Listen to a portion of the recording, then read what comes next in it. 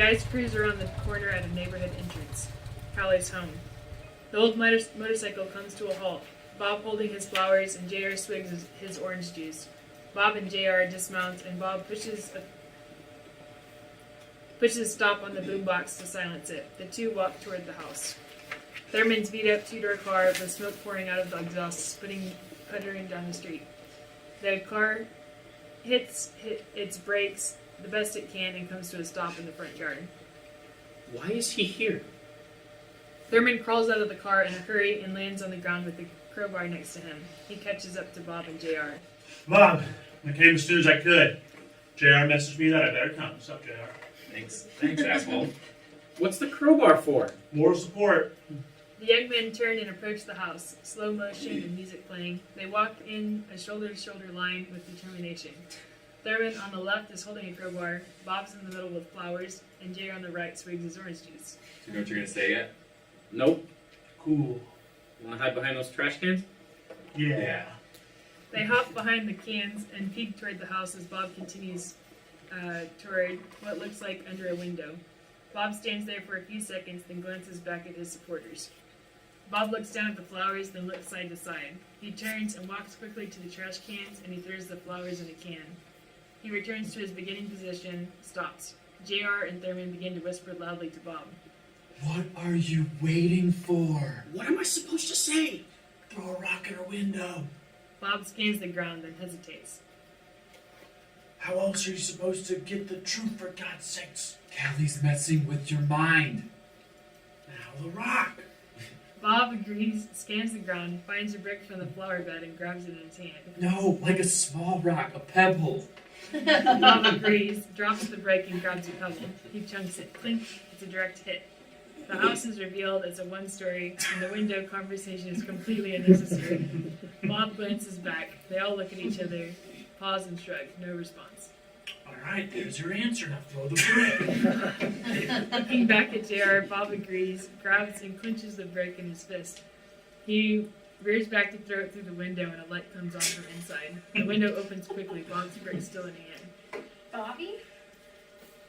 Were you going to throw that at my window? Bob looks at the brick and drops it. No. I've got questions that need to be answered. And the answers to your questions means throwing a brick through my window. Bobby, why are you here? This is borderline creepy as hell. Bob looks back at the trash cans and two thumbs up pop out. No one has ever made me. Callie quickly slams the window. Bob walks over to his bike and mounts it. Thurman and JR help Bob back it up to Callie's window. Bob presses play on his boombox and TBD Cheesy Love Song comes on. JR and Thurman hop back behind the cans as Bob waits for Callie's reaction. Thurman and JR behind the trash cans nod their heads to the beat. Neighbors begin to gather in the distance to see what the ruckus is. The window opens back up and Callie and Bob are making eye contact with each other. We see the front door. It opens and Callie's dad, Alex, jumps out, only the top half of his body out of the front doorway. Song still playing. You okay, Kelly? Bob tries to cut the music but struggles. I'm fine, Daddy. It's just Bobby. Alex pops back inside the same way he popped out.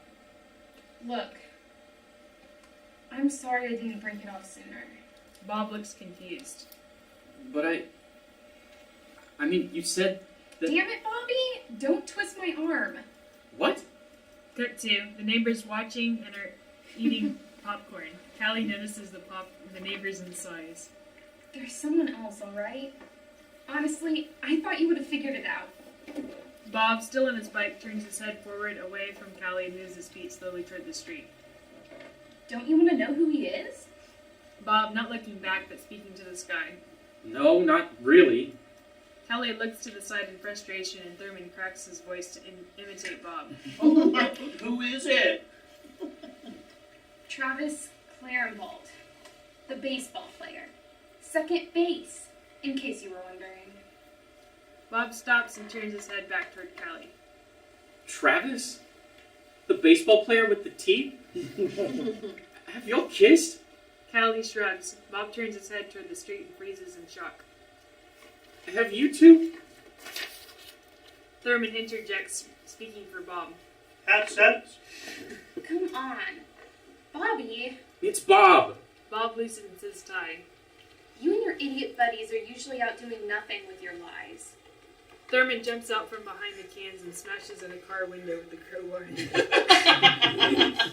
That's my dad's new car! Dogs are barking. Kelly's dad, Alex, opens the front door. He stands on the porch only wearing white briefs and tall white socks. Thurman points the crowbar at the old man, Alex. Take one more step, old man, and I'll smash this crowbar in front of your skull. Kelly's dad pauses and takes a step towards Thurman as if he can take him. JR, still hiding, quickly jumps out from behind the trash can and barks at Alex, startling him. I'm calling the police. Kelly's dad, Alex, steps backwards and back inside the house. JR hops on back with Bob. Kelly yells in the background. What? Did you plan this shit, Bobby? It's Bob! You're a bitch. Kelly slams the window. Thurman looks side to side. I'm out. Thurman runs for his car, crawls back through the window, starts the engine, and sticks his head out of his window. Bob, I love you. JR, you too, man. Good stuff. Kelly cracks the door open just enough to see her head. And by the way, Bobby, I lied when I said I liked your sweater vest. I didn't think it's cool at all. No, you're wrong. Kelly shuts the window again. It is cool. Bob gets off the bike and begins to walk down the street with frustration and anger. Without stopping, Bob takes off his sweater vest and throws it to the side as far as he can. It doesn't go very far. He walks back to the vest and picks it up and looks at it. Bob changes his direction, hurries back toward the house, and past JR on the bike. Bob walks up to the window and begins banging on the glass. You love this sweater vest. You love it. JR gets off the bar to retrieve Bob from the window. Bob falls as JR pulls him away. Bob now crawls and fights JR's help.